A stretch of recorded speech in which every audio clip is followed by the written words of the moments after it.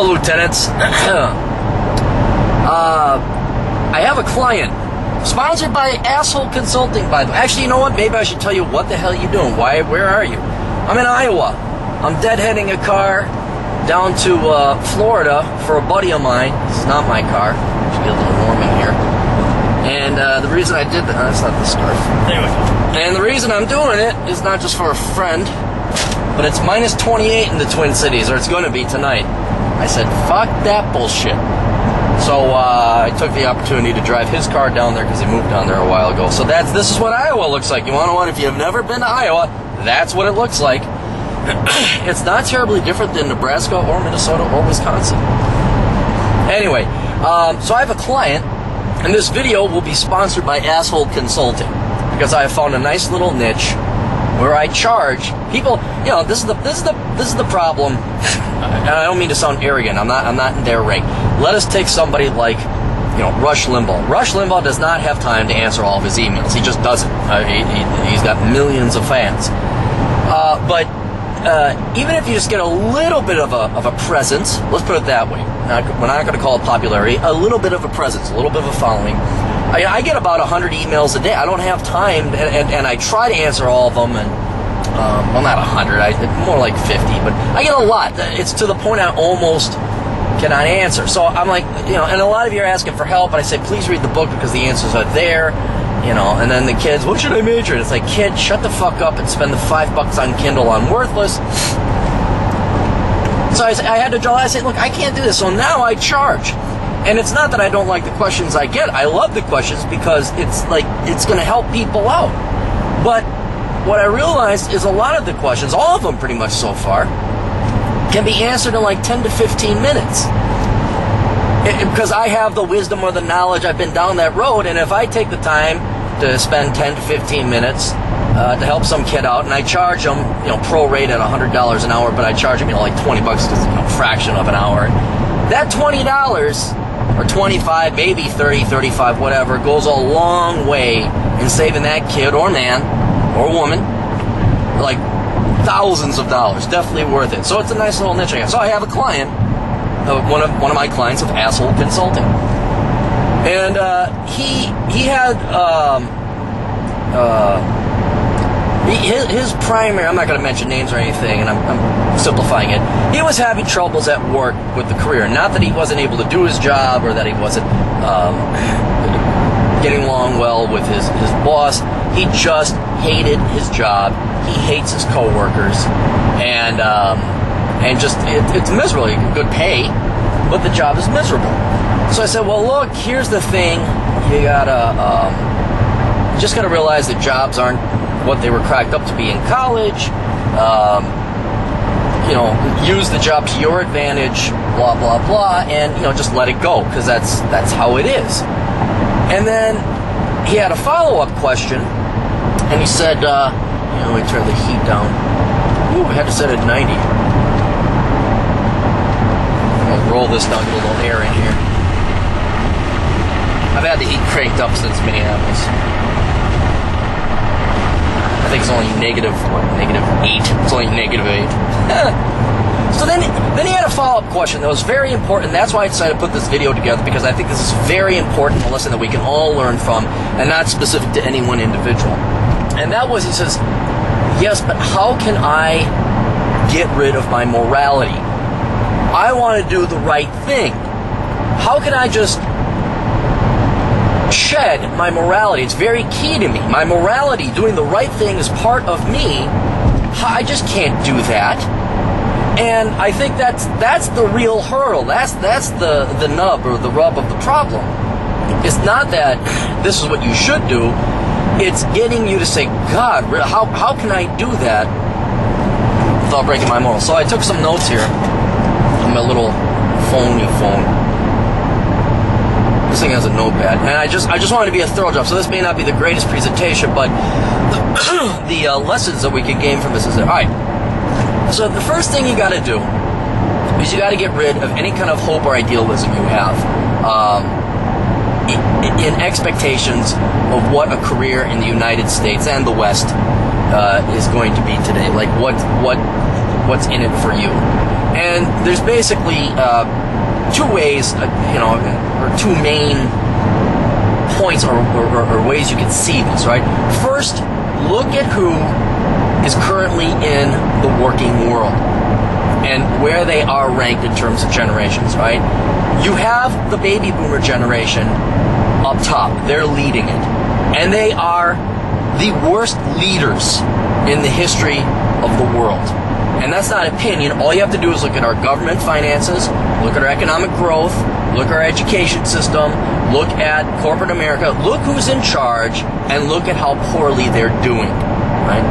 I could go into, no, there's never been this amount of debt in life that didn't have like a Keynesian boom. We could go, but they're just, all of your employers are headed up by the most incompetent generation. Now, let's not slam the baby boomers here, because then there's my generation, whose middle management or lower management are starting to finally, enough of the boomers are dying off or retiring, maybe can get up into there. My generation, as I've said, is worse than the boomers. We're more spoiled. We're more entitled. I've seen people, I hang out with my own friends. I don't hang out with stupid people. But I go and I remember working, I remember looking at all these bankers who are my age, young go-getting bankers, going to get their MBA. They're fucking morons. They're morons. My generation is more, and you can see it now, especially even in teachers. Like, people my age who went to major in education were pretty dumb to begin with. And now they're fucking teachers with like 10 years of under their belt, 10 years service under their belt. I'm not going to get tenured and all this. It's like, are you kidding me? She couldn't do long division. What is she doing being and teaching young kids? In any case, you have an equally inept, corrupt, probably even more greedy and selfish generation of middle management. And they're psycho. They're fucking psychotic. They will get joy out of manipulate, just like the baby boomers did us. They enjoy watching you dance through little hoops and jump through little hoops. So it's not all money, but there's a sick, psychotic, sociopathic, power-hungry thing that managers, both baby boomers and Gen X, have. Then you have millennials, Gen Y, whatever you want to call them, and they're the frontline troops, they're the infantry, they're on the ground floor. And they're the most narcissistic, spoiled, weak, soft, pathetic generation ever. Ever. Having your parents show up for an interview. I mean, that's the you've seen the news stories. Now, assuming you aren't one of those assholes, I know every one of us fit into either baby boomer, Gen X, or Gen Y, but we don't share those bad qualities and traits of all the generations. Say you're one of the same people, you're Dilbert. You got your head out of your ass, you're saying you have some moral compass. What you gotta realize is in that environment, with that type of people in charge, and getting promoted, and getting advanced, it's hopeless. There's no, that system is gonna be so corrupted that you're not going to get ahead. Again, we get back to the eagle surrounded by the turkeys. You, as part of a team, which I think a lot of you want to do, is you want to join a team, you want to belong to something, you want to work hard, you are going to only be as strong as the weakest link in the chain. And unfortunately, there's a lot of weak links. So no matter how strong you are, no matter how hard you tried in college, no matter how hard you're willing to work, they're not going to, you're just not going to be able to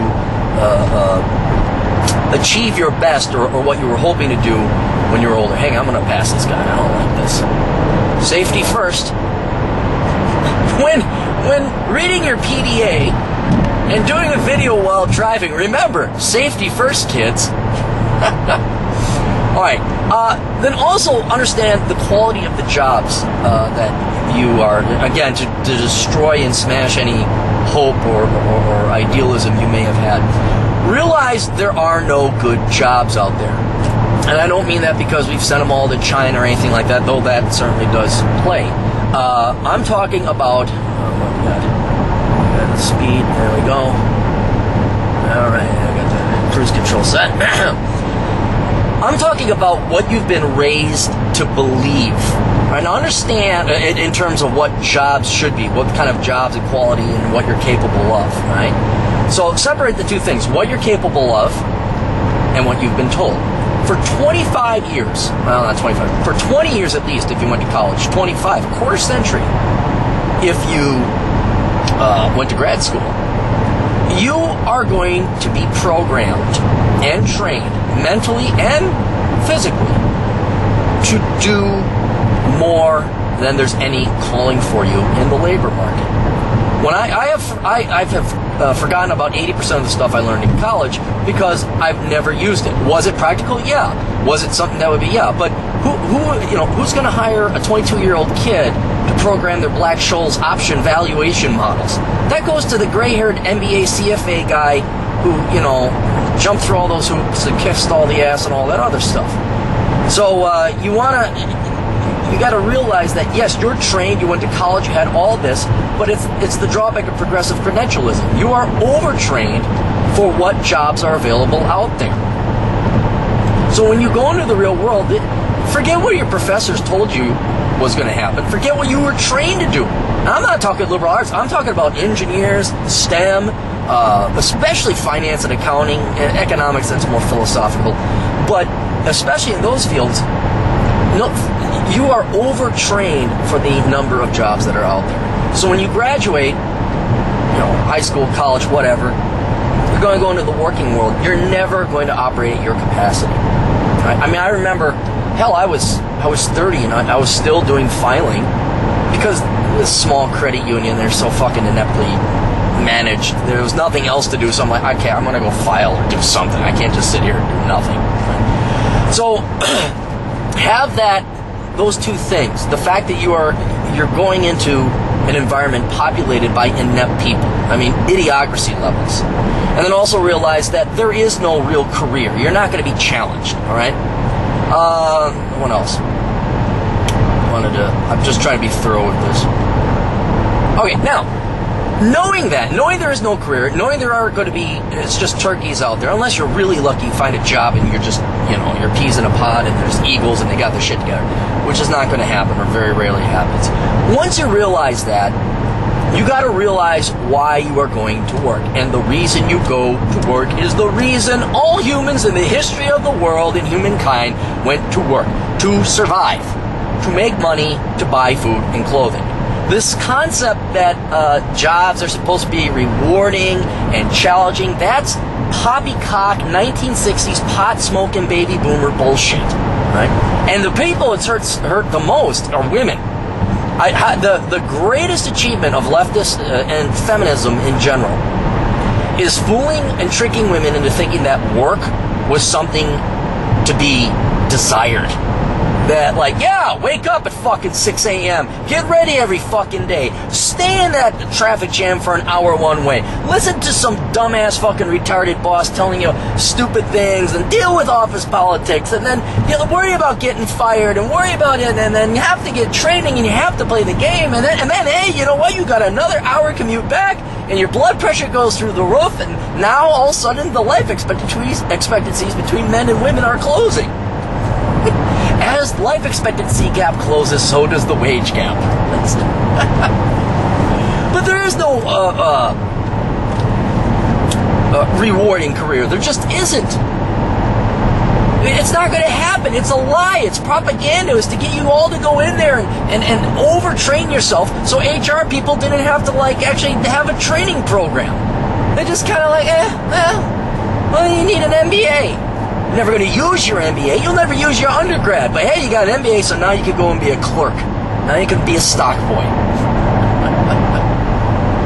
Marty Andrade will like that one. He'll like that one. So the only purpose of a job really is to make money. Right? Now, with that, let me consult my little PDA here. We're going past Waverly, Iowa. You can look it up. Say, that's where the captain was. Alright, now, knowing that the corporation or your employer is only there to make money, you need to make an attitude adjustment. Not in the traditional sense, but an attitude adjustment to switch from one of, yay, go team, I'm going to do my best, like A-Shock over in Dilbert. I've been watching the cartoon. To how can I manipulate and use them to advance my personal goals. In other words, you replace your personal goals not with having a successful career. Your personal goals should be making money so I don't have to work as much, making money so I can travel, making money so I can spend time with my family or my friends, making money so I can do that. And the corporation, your employer, is a tool that you use. Your loyalty is not with the corporation. Your loyalty is with yourself. And that right there should hopefully give you some more, like, who are you more loyal to? Are you loyal to yourself or the employer? See, it may sound evil and greedy and what's the word? Manipulative, and it is. But what do you think the corporations are? What do you think employers are? Lying to you about job descriptions and job requirements, forcing you to jump through a $75,000 hoop of getting an MBA or a master's degree or some other bullshit certification. Okay? So the attitude adjustment, and this is where I don't know, I don't have the answer, but I think this is what the best thing to do is one, once you realize that the company is not you, and the company is not going to offer the working environment, the challenge, the rigor that you were expecting, and the people at this job, at the office, are not good people. They're just very, at best they're inept, at worst they're evil and manipulative. You should have no loyalty, and then you got to say, okay, what do I need to do now? How do I go into this job? How do I suffer these people? And it's very simple. It's just like driving and someone cuts you off. Okay? If you realize you're using them, the company, you're not going to get angry when someone has some petty office bullshit thing. You're not going to get upset if your boss says, oh, you didn't put a memo on top of the TPS report. Okay? As long as you don't do anything fireable. As long as you're not fireable, you're doing your job, you're okay. And the attitude is a very Zen-like Buddhist, Gandhi. You should even probably meditate a little bit. But it's what you should be driving, like on the interstate or on the highways or during rush hour. If someone cuts you off, there's two responses. My girlfriend's response, fucking I can't get this son of a bitch, I can't! And she's Christian. She goes to church. She's like, roar! She's a very good Christian until someone cuts her off. Oh my God! Love you, dear. And if I'm there, then she's got to, did you see what he did? Did you see what he got? It's like, yes, I saw what he did. That's reaction one. Reaction two is what I used to be that. Not that I'm being hypocritical picking on my girl. I used to be just like that, except masculine. But my buddy John, he's just so cool. He's just so laid back. And now I finally figured it out. What good does it do to get angry about somebody that cut you off? I'm not saying this is, people confuse this with defeatism. They gotta punish that person. And sometimes, if someone's driving really bad, I will get in front of them to teach them a lesson, slow down, hit my brakes, just to fuck with them. To make it like one gal, it was great. She's doing her makeup, she's weaving in and out, pulls out in front of me, all this other stuff. I said, that's it. So I get in front of her, I hit the brakes. I got a shitty car, so, what do I care? And I saw in the rearview mirror she saw it, slams on her brakes, all of her fucking makeup crap and coffee goes spilling all over, and I was like, yes! Ah! But that's a rare instance. What I do now is what you need to do at the office. You blow it off. See, you're no longer personally vested in the company. That's not your future. You're not gonna get, no one does the 35 years retirement pension bullshit. Nobody does that anymore. You are vested in you. And this is a tool. It'd be like getting angry at a wrench. It'd be like getting angry at an air compressor. The corporation, the company, your employer is not sentient. I'm sure, yes, there are humans there and they are sentient. But this is not from your perspective. From your perspective, they are a means to an end. And since there is no humanity on the other side, there's nothing to get angry about. Some little 23-year-old ditz files a complaint with the HR people saying, you cracked a joke, or you didn't, but it was something petty. You say, I'm sorry, I didn't know that. And you know what? Fine, write the apology. Whatever, write the apology. Do it. Just roll with the punches. Do the checks bounce when you cash them in at the bank? No. There you go. All right? Your boss this is where you got to be a little bit more manipulative. Your boss, he says, hey, can you come in on the weekend? You say, yeah, I can. I'll do that. But then you make sure that you don't work during the week. Just slough off somehow. You got to make it work for you. So once you realize that, that there's nothing there at the employer. There's nothing there for you. It's not a team. It's not a family. It really is just a place most people hate to go. It's a place where sadists and masochists and sometimes genuinely evil people lie to you so that they can extract labor out of you at the cheapest rate possible. You gotta simply fight back. And the way you do it is you don't have any loyalty. You don't become vested. So you treat it again, driving on the highway, let the petty shit go. Office politics, let them say whatever you want. Just roll with the punches. And then also I told the guy, you also at the same time, for intellectual, this doesn't address like human or man's desire to achieve their best. You're saying, well, how do I achieve my best? Well, that's where you got to go and you got to have your own company. But that's a different topic there. But I did recommend that to you. Let me check my PDA one more time. Yeah. So, all right. But the final thing, and this is an analogy I like to use, but I'm going to use it again. If that doesn't get rid of that twinge, that moral desire that you have to be moral, to be fair and just. Think of it this way, okay? Again, look at your environment. It's changed.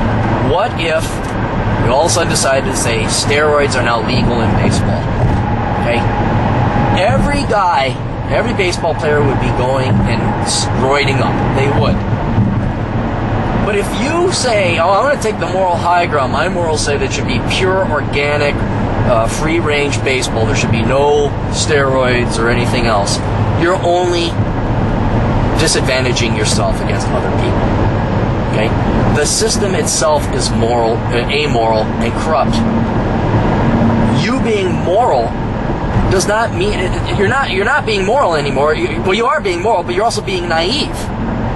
But if it's like dealing with the mafia or dealing with some kind of Mexican drug cartel. Morals? Are you kidding? Although there are times I think that the Mexican drug cartels probably have a bit more morality than your average U.S. employer. So in a dark way, I kind of cheer them on as the bad guys.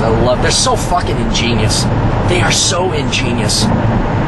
Imagine if we legalized drugs and let their capitalism, their creativity and innovation and cleverness, apply it to, whoa, look at that, little snow thing. Oh, Senior Fuzz. Hello, Mr. Fuzz. Got someone else, not me. Yeah, that's good. I gotta cheer on the bad guy in that regard, because it just, imagine if they applied that skill and creativity to private sector, to legal means. But what are you gonna do? In any case, so hopefully that helps. I don't like being the bearer of bad news, but truthful news is the best news you can have, because just like me, like everybody else, you came out of college, you were all ready to go. I remember I was willing to work 100 hours a week, prove how good I was, do my best, and it's just not possible anymore, guys. This is not World War II, where they come on the farm and say, we need your best men, and at 18 years old you do training, and all of a sudden you make a great tank commander, and then 6 months later you're commanding Shermans over in the European theater. It just isn't that way. You're being forced basically to prop up the education system, to pay a bunch of bloviating professors' salaries. Then you're going to be overtrained. You're also going to be brainwashed to be overconfident. You're going to think that you're better than what you really are. And then the truth is, there just aren't any jobs out there that are going to come anywhere near to what you're doing, to what you're capable of. So yeah, it's kind of like give up hope, give up any dreams, and then replace them with ones that are based in reality. And if you have to shed your morality, your moral compass as it pertains to today's employers, so be it. Those are the rules. You got to play by them. So that's all we got. Toodles.